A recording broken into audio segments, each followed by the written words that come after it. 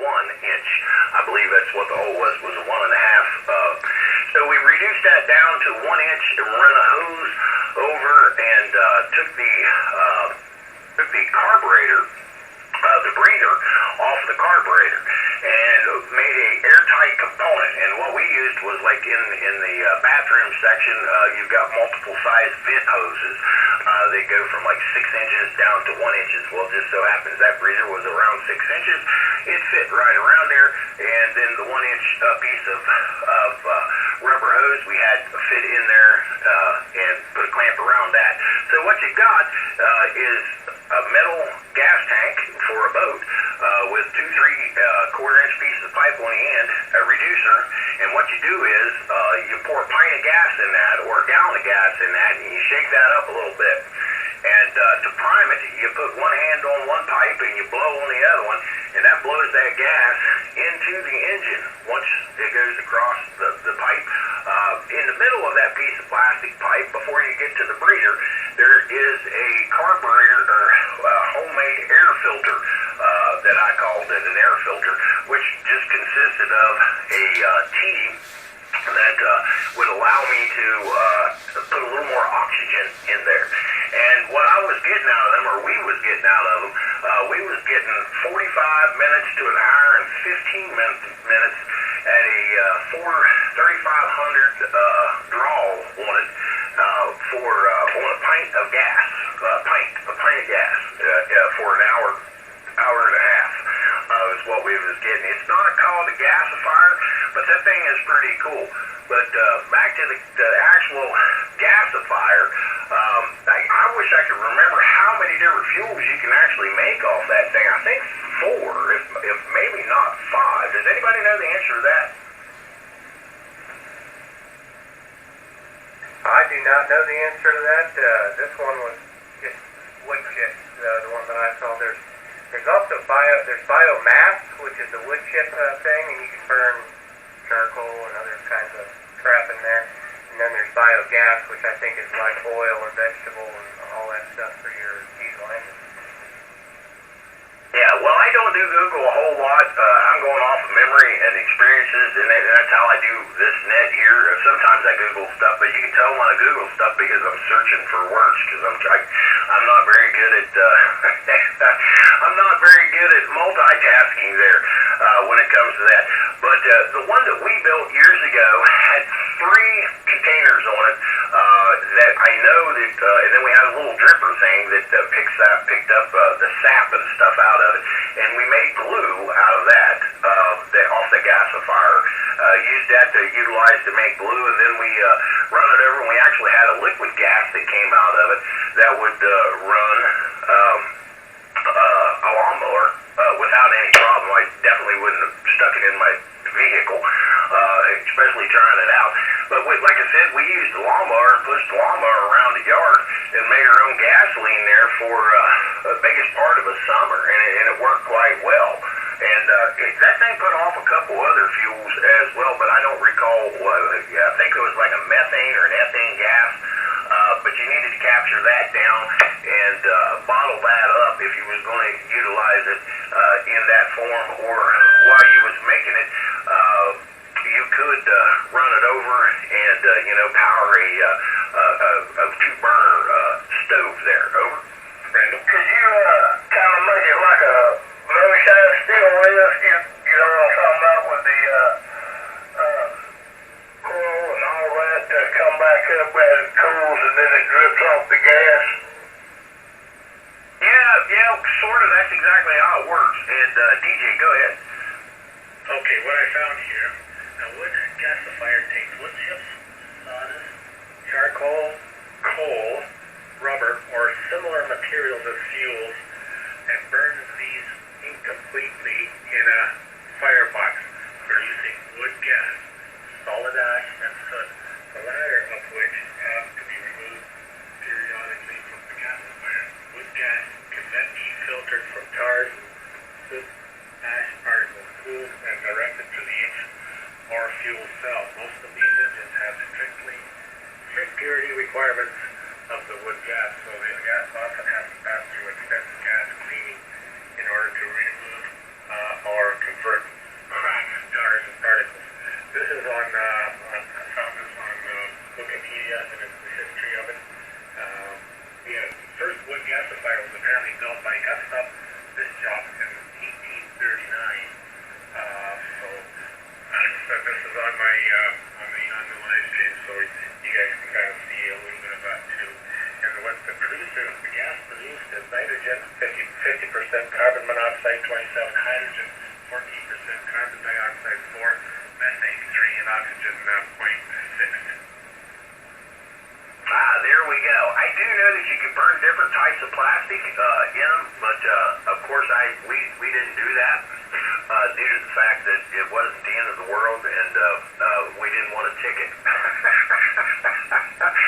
But yeah, you can burn rubber tars and plastic, and certain types of plastic definitely puts off more fuel. But you know, that kind of reminds me of here I was worried about a little bit of that, trying it out to learn how to make my own gas. But yet across the big pond, there's billions of tires being burned up, thousands and thousands of acres as we speak. But anyway, enough with that.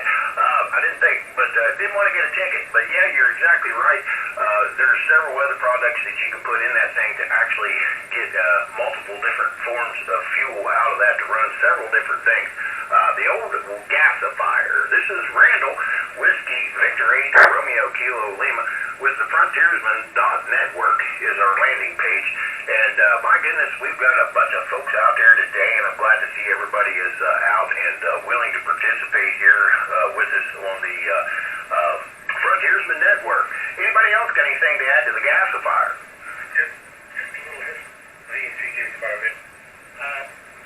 If you don't be here, the wood gas vehicles were used during World War II as a consequence of the rationing of fossil fuels. In Germany alone, around 500,000 producer gas vehicles were in use at the end of the war. Trucks, buses, tractors, motorcycles, ships, and trains were equipped with the wood gasification unit. In 1942, when wood gas had not yet reached the height of its popularity, there were about 73,000 wood gas vehicles in Sweden, 65,000 in France, 10,000 in Denmark, and almost 8,000 in Switzerland in 1944. Finland had 43,000 woodmobiles, of which 30,000 were buses and trucks, 7,000 private vehicles, 4,000 tractors, and 6,000 boats. Wood gasifiers are still manufactured in China and Russia for automobiles and for power generators for industrial applications. Trucks retrofitted with wood gasifiers are used in North Korea in rural areas, particularly on the road on the East Coast. So there's some history there on the BA3 ADC. How about the trains? The trains were had wood propelled for the coal. Now what was they? Yeah, I believe that was the steam engine there. Yeah, holy cow, that was a lot of information. And you know, something I just got to think about when he was reading them off about automobiles. I want to say Gus, the Turtle Man in North Carolina. He had a little Toyota, I think it was a Toyota pickup truck, that he had a gasifier on the back of it. And he was running that thing all around his farm, and they was doing all this work. And then one day, he was out cutting a tree down, and somebody, one of his helpers, forgot to put in gear, and it coasted down the hill, and it all flew apart. Hopefully he's got that thing built back up, because it was pretty neat to watch him ride around on television. There's the Turtle Man. If anybody can elaborate if that's his name, Gus, or not, I'd greatly appreciate it. I thought it was Houston that was with Mountain Man show that did that. Yeah, Eustis. There we go. That is correct. Eustis. I don't know where I come up with Gus at, because that ain't nothing like Eustis. So Eustis, that was it. And he had a little red flatbed pickup truck. He had one of them in the back, and was powering himself around. Boy, he got a lot of interesting things going on down there. I used to watch his show all the time. That was one of the few shows that I've ever watched on TV, but that was one of my favorites. I will say that. He did some very unique things there. Anything else on the gasifier? Yeah, I got a comment to you. Okay. Go ahead, Mike. Hey, just throwing it out there. I don't know if the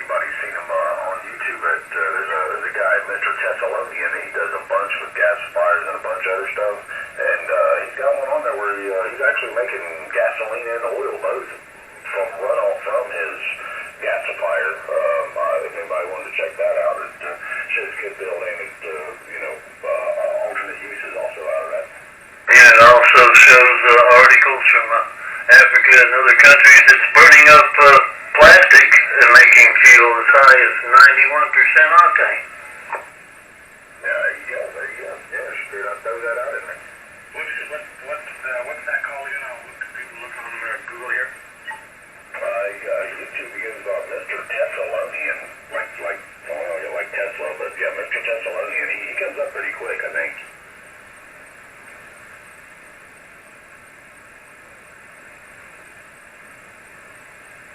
Well, Mike, I really appreciate you sharing that. I'm sure DJ, he's quick on the fingers. He'll find something to pull it up and throw it on the live stream. We are live stream. This is Whiskey Victor 8, Romeo Kilo Lima, and with the Frontiersman Network, and all the folks out there who's joined us to participate. There's a whole bunch of folks in here today. Again, I want to thank all the shortwave listeners and all the SDR listeners and all the YouTube listeners. Now I can throw that in there as well. Again, this is Whiskey Victor 8, Romeo Kilo Lima, Randall with the Frontiersman.network. If you'd like to see our landing page there, and all it is a landing page at the present time. It will grow as we grow. So hopefully by next weekend we'll get some changes on there. Again, this is Randall Whiskey Victor 8, Romeo Kilo Lima. Back over to you, DJ. Okay, I'm having trouble spelling that, so if that gentleman would give me what you think his name is again, Steve? Oh, sure, yeah. It's, as far as I can tell, it's just Mr. MR, all one word, Mr. MR. Then Thessalonian, Tango, Echo, Sierra, Lima, Echo, Lima, Oscar, November, India, Alpha, November. I believe that's going to be I think it's like he's trying directly to them, I think. Yeah, I got this back up again, so Mr. MR, TEL.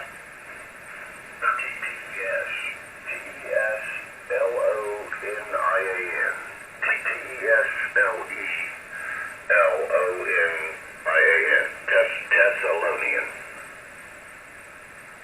Okay, you got it, Mr. Thessalonian. So there I have it up on the stream here. So there's a bunch of different ones. So if anybody wants to see it, I guess they can kind of get an idea of all what he's got here. I'm glad you figured it out. I think I spelled it 3 times wrong to you, so I'm glad you found it. Yeah, well, sometimes it does correct itself, but yeah, so it looks like from back from 11 years ago when he started.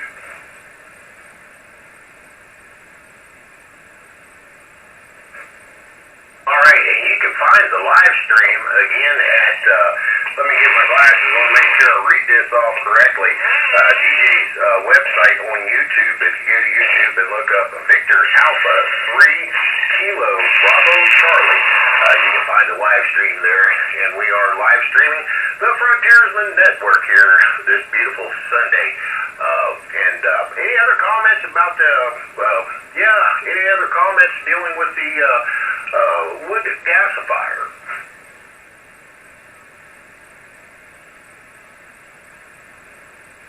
No, nothing hurt. So you guys can look that up, give you something to check out there in the future of the wood gasifying system. There's multiple uses and multiple fuels you can run off that and get different forms of products that you can use for all sorts of survival needs there if one would be interested in going that route there in an emergency situation. Always good to have a backup plan, that's for sure. But this again, Randall Whiskey Victor 8 Romeo Kilo Lima. Anybody else got any topics or subjects or comments they'd like to make? Yeah, that's right, Philip. Let's everybody ID real quick. This is Whiskey Victor 8 Romeo Kilo Lima. 6483. 8 Mike Uniform Kilo. Whiskey 4 Uniform Sierra Mike. All right. Thank you guys for IDing. And anybody got any comments they'd like to bring up? Any subjects they'd like to talk about? Hey, Waterall, just something kind of related. Okay, go right ahead. It can be totally not related if you want to bring up a topic or subject, but if it's kind of related, hey, spit it out. We'll listen there, Chris. Yeah, from basically jumping over from gasifiers to fuel cells. I see that Ford and Honda have a joint fuel cell thing going as far as vehicles now. They're a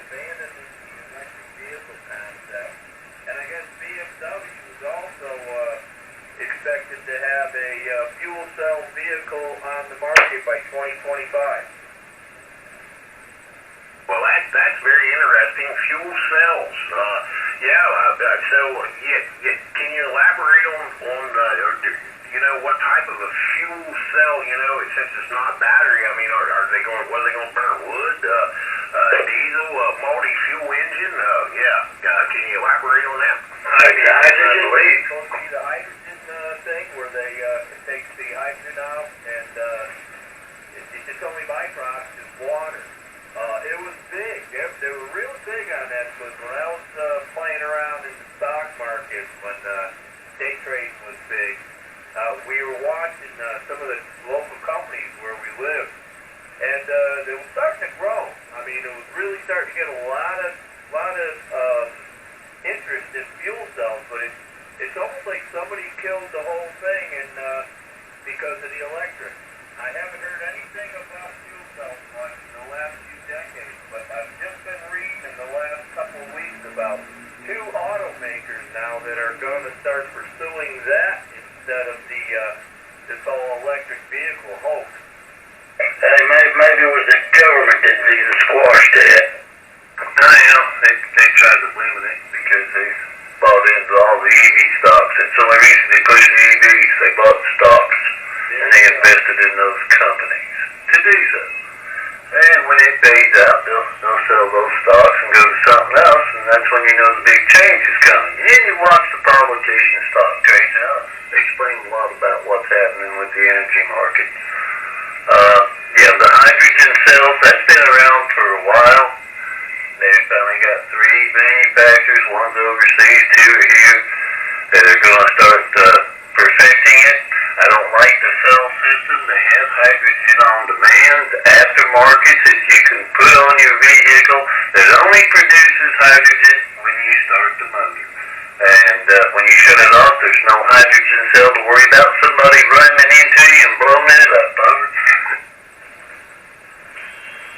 I have seen several folks out there that had produced hydrogen cells, similar to what you're talking about there, Philip. And there was one gentleman that I followed for a long time, and then he just up and disappeared. I don't know whatever happened to him.